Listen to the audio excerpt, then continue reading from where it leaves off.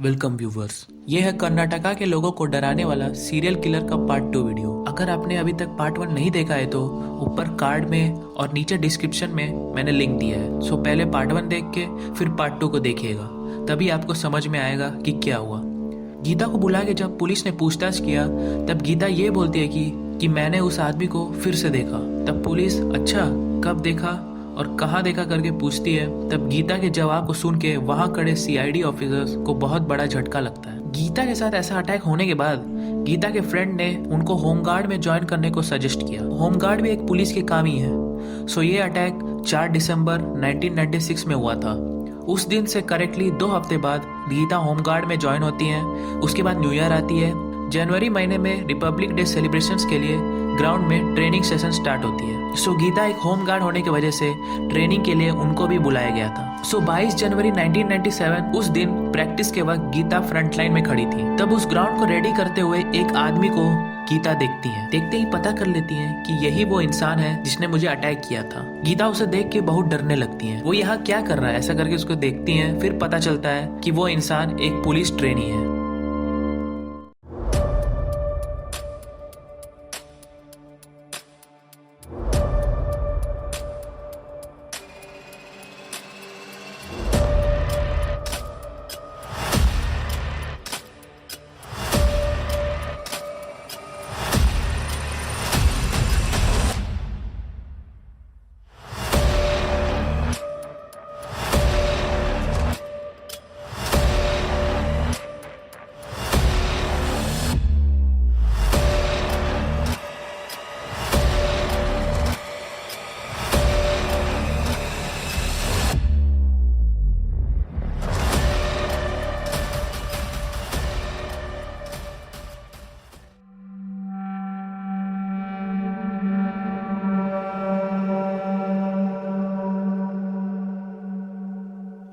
गीता के जवाब को सुन के शॉक हुई पुलिस ऑफिसर्स उस दिन ग्राउंड को कौन रेडी कर रहा था करके पूछताछ करती है।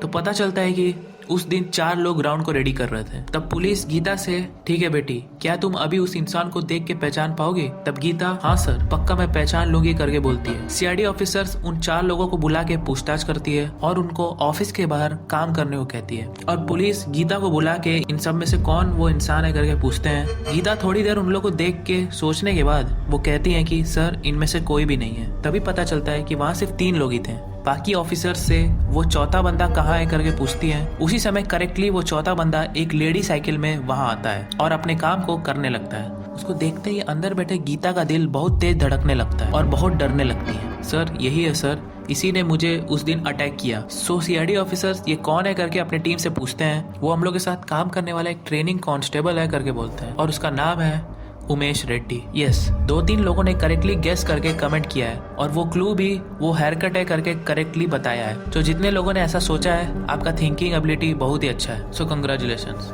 सो उसको ढूंढने के बाद भी आगे बहुत ट्विस्ट एंड टर्न्स है। चलिए इस वीडियो में आगे बढ़ते हैं।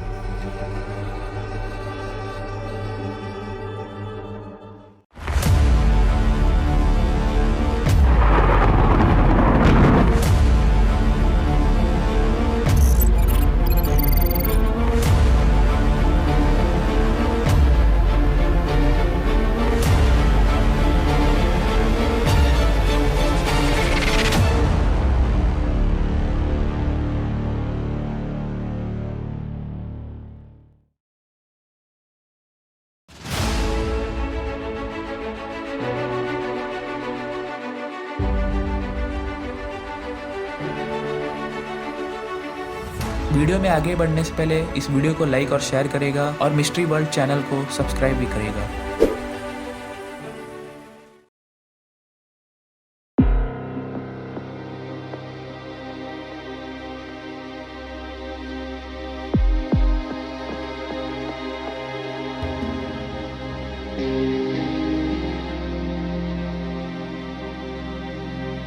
उमेश रेड्डी 1996 सितंबर के वक्त सर्विस में ज्वाइन करता है। ट्रेनिंग में उमेश के बैचमेट्स उसके बारे में ये कहते हैं कि ट्रेनिंग में जब उमेश हम लोग के साथ था उसके पास कोई भी गंदी आदत नहीं थी। स्मोकिंग ड्रिंकिंग करके कुछ भी ऐसा नहीं था। सेंट्रल जेल क्वार्टर्स में एक रूम के अंदर अकेले रहता था। सबके साथ फ्रेंडली रहता है, लेकिन किसी को भी अपने रूम में नहीं आने देता और ये भी किसी और के रूम में नहीं जाता। सिर्फ वही नहीं, उमेश के पास एक साइकिल है, जहाँ भी जाता है उसी साइकिल से जाता है और आता है। उमेश रेड्डी बहुत ही फिट था और इसके पहले कश्मीर में सीआरपीएफ की ट्रेनिंग लिया था और इसके बारे में वो किसी से भी नहीं बोला। रीजन ये था कि कश्मीर में ट्रेनिंग खत्म होने के बाद उस कमांडर के घर में एक गार्ड की ड्यूटी दी गई थी, लेकिन ये उस कमांडर के बेटी को रेप करने की कोशिश किया।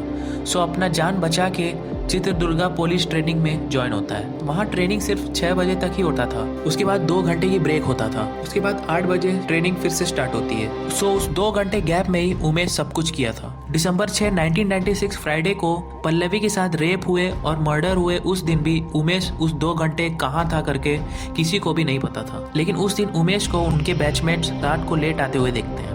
सिर्फ वही नहीं, उस दिन उमेश के आंख के ऊपर चोट भी लगी थी। ये कैसा तुमको चोट लगाए करके पूछने पर जवाब में अरे कुछ नहीं, टेबल उठाते वक्त चोट लग गई करके बोलता है। अब गीता को पुलिस स्टेशन लाते हैं, वहाँ उमेश रेड्डी भी था। उसे देख के गीता डरने लगती है। यहाँ पे मैं कुछ कहना चाहूंगा, अगर आपको किसी चीज से डर लगता है तो उस डर को भगाने के लिए आपको उसका सामना करना पड़ेगा। गीता भी वही करती है। डरी हुई गीता अपने आप को कंट्रोल करके हाँ सर, इसी ने मुझे उस दिन अटैक किया करके बोलती है। तब उमेश के जवाब से पुलिस को गीता के ऊपर शक करा देता है। ऐसा उमेश ये बोलता है कि ये लड़की और हम रिलेशनशिप में है, हम दोनों बहुत जगह साथ में गए हैं, अभी ये मेरे से गुस्सा है इसलिए आपसे ये सब बोल रही है। इसे सुन के शॉक हुई गीता एक बहुत ही स्मार्ट क्वेश्चन करती है, अच्छा सर तब इससे पूछिए कि मेरा नाम क्या है। पुलिस उमेश से बोलती है बताओ भाई इसका नाम क्या है। तब उमेश गीता का नाम नहीं ले पाता क्योंकि उमेश को पता ही नहीं था कि गीता कौन है। उसके बाद उमेश वही फंस जाता है और पुलिस उसको अरेस्ट कर लेती है। सो पुलिस गीता को और पल्लवी को अटैक किया आदमी उमेश रेड्डी ही है करके पुलिस सोचने लगती है। पल्लवी के केस में कुछ गहने गायब हुए थे, अगर उसको ढूंढ लिया तो उमेश के खिलाफ स्ट्रॉन्ग एविडेंस मिल जाएगा। ऐसा करके उमेश के रूम को सर्च करने लगती है। वहाँ पे उनको एक लोहे का डिब्बा मिलता है। पुलिस को सिर्फ पल्लवी के इयररिंग्स और A1 मार्क वाली पायल चाहिए थी, लेकिन जो उन्होंने उस डिब्बे के अंदर देखा उसे देख के पुलिस बहुत ही शॉक हो जाती है। वो डिब्बा पूरा लड़कियों के ब्रास और अंडरवेयर से भरा हुआ था।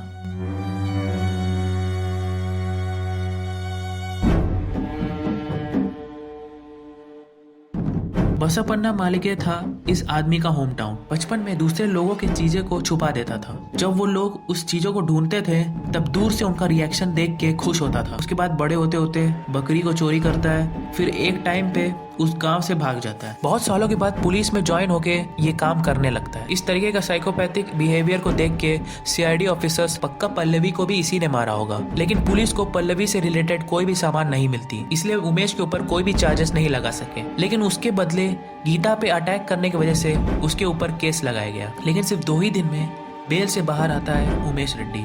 उसके बाद चित्रदुर्गा से बेंगलोर किसी को बिना बताए आ जाता है।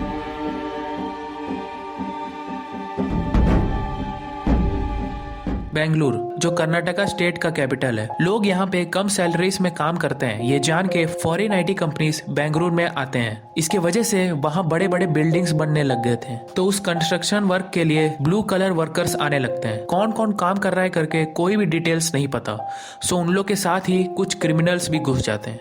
उस दिन से बेंगलुरु के क्राइम रेट्स बढ़ने लगते हैं।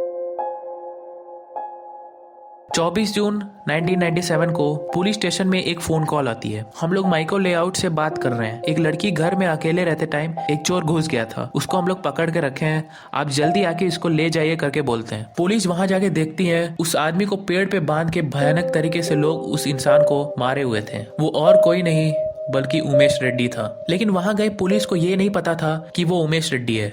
सो उसको अरेस्ट करके पुलिस स्टेशन में उसको इन्वेस्टिगेट करती है, तो वो मेरा नाम रमेश है और मैं आंध्रा से आया हूँ करके बोलता है। उसके बिहेवियर को देख के शक हुए पुलिस टीम कहाँ रहते हो, अपने रूम दिखाओ करके पूछते हैं। वो अपने रूम में लेके जाता है। उसका रूम बहुत ही गंदा था। सिर्फ वही नहीं, पुलिस को वहाँ पे गोल्ड सिल्वर करके लड़कियों के गहने मिलते हैं। उसके पास में ही 2 बड़ा बोरा था। उस बोरे को जब खोल के देखते हैं तो उसके अंदर लड़कियों के ब्रा और अंडरवेयर करके 150 किलोग्राम से भी ज्यादा वेट के कपड़े को वो कलेक्ट करके रखा हुआ था। तब पुलिस ये किसका है, तुम्हारी बीवी की है क्या? जवाब में नहीं, ये मैं चोरी किए हुए घर के औरतों का है। तब पुलिस ओके, गहने लेके आए वो ठीक है, लेकिन तुम कपड़ों को क्यों लेके आए हो, इनको रख के तुम क्या करते हो? तब जवाब में रात को मैं सोने से पहले अपने कपड़ों को उतार कर मैं इन अंडरवेयर को पहन के मास्टरबेट करता हूँ। तभी पुलिस ये नॉर्मल इंसान नहीं है करके सोचती है। इसका नाम है फेटिशिज्म। इसका मतलब जिन चीजों में जान नहीं है उन चीजों के देख के उस आदमी का सेक्सुअल डिजायर्स जाग उठते हैं। इसमें लड़की के अंडरवेयर ही इसके सेक्सुअल डिजायर्स को जगाता है। पुलिस ये और किन किन केस में इन्वॉल्व है करके इन्वेस्टिगेट करती है। पूछताछ करने के लिए उसके हाथ में चेन बांध के जीप में लेके जा रहे थे। तब ये मुझे बाथरूम आ रहा है, जीप को रोकिए करके बोलता है। जीप जहाँ खड़ी हुई थी वो घना जंगल था। जीप से उतर के यूरिन पास करने के जैसा नाटक करके वो अचानक उस जंगल की तरफ बच के भागने लगता है। पुलिस उसके पीछा करती है लेकिन कोई फायदा नहीं, वो एस्केप हो गया था। फिर उसी रात को पुलिस स्टेशन में एक फैक्स आती है। उसी में पता चलता है कि इसका नाम रमेश नहीं बल्कि उमेश रेड्डी है और ये चित्रदुर्गा रेप और मर्डर केस में इन्वॉल्व है। पुलिस बहुत महीने तक उसे ढूंढी और एक दिन अचानक उसके गांव के घर में जाके देखती है वो अपने घर के बाहर खटिया लगा के सो रहा था। वहां से उसे पुलिस स्टेशन लेके आके इंडियन स्टाइल से उससे पूछताछ करती है। तभी वो हाँ सर मैंने ही सब कुछ किया है करके कबूल करता है और जो जो हुआ था वो सब कुछ बताने लगता है। 1996 नवंबर में अपने गांव जाने के लिए बस स्टैंड में खड़ा था। तभी एक लेडी बस से नीचे उतर के जाने लगती है। यस, वो दिव्या के बारे में ही बात कर रहा था। सो उस लेडी को मैं फॉलो करते हुए गया। मुझे तुम अच्छी लगी, थोड़ी देर के लिए चुप रहो, ऐसा बोल के मैंने उसे मक्के के खेत की तरफ लेके गया। तब उसने मुझे मारा, बदले में मैंने भी उसे मारा और उसका गहने को लेके मैं वहां से भाग गया, ऐसा करके बोलता है। दूसरा, 1996 दिसंबर में एक लड़की को रोड पे अकेले जाते हुए देखा। अब वो गीता के बारे में कह रहा था। सो पीछे से जाके मैंने उसका मुंह बंद किया। तुम क्या अपने आप को बहुत स्मार्ट समझती हो? इतनी आसानी से तुम मेरे हाथ से नहीं बच सकती, ऐसा करके मैंने कहा। वहां पे अचानक कोई आ गया था इसलिए मैंने उसे छोड़ के वहां से भाग गया। उसके 2 दिन बाद एक लड़की को देखा। अब वो छोटी लड़की पल्लवी के बारे में बात कर रहा था। मैंने उस लड़की को पीछे से उसका मुंह बंद करके पास वाले झाड़ियों में लेके गया और उसका मुंह को अपने एक हाथ से बंद करके उसको रेप करने लगा। इसमें पल्लवी मर जाती है। उसके बॉडी को पास वाली कंस्ट्रक्शन बिल्डिंग में रख के उसको गहने को लेके मैं आ गया था। अगले दिन चेक करने के लिए मैंने वापस उस बिल्डिंग के अंदर गया। तब उसकी बॉडी अभी तक वहीं पर थी। फिर मैंने उसका बॉडी उठा के जहाँ पे मैंने अटैक किया था वहीं पे मैंने वापस रख के आ गया, ऐसा करके बोलता है। यही उसने कन्फेस किया था। अब पुलिस उस ज्वेलरीज के बारे में पूछती है। तब वो अपने घर के पास लेके जाके वहाँ ज्वेलरीज को जमीन में से खोद के बाहर निकालता है। उसमें दिव्या का ज्वेलरीज और पल्लवी के A1 मार्क वाला पायल भी था। लेकिन तभी इस केस में एक और ट्विस्ट आता है। ऐसा एक ट्विस्ट को पुलिस कभी एक्सपेक्ट नहीं कर रही थी। मैं भी ये सुन के बहुत शॉक हो गया था। सो वो ट्विस्ट क्या है हम लोग उसे पार्ट 3 फाइनल वीडियो में देखेंगे। वो ट्विस्ट क्या है करके वो क्लू मैंने पार्ट 1 वीडियो में दिया है। उस क्लू को पुलिस ने भी साइड में रख दिया था। सो वो क्लू क्या है नीचे कमेंट करिएगा। मिलते हैं पार्ट 3 वीडियो में।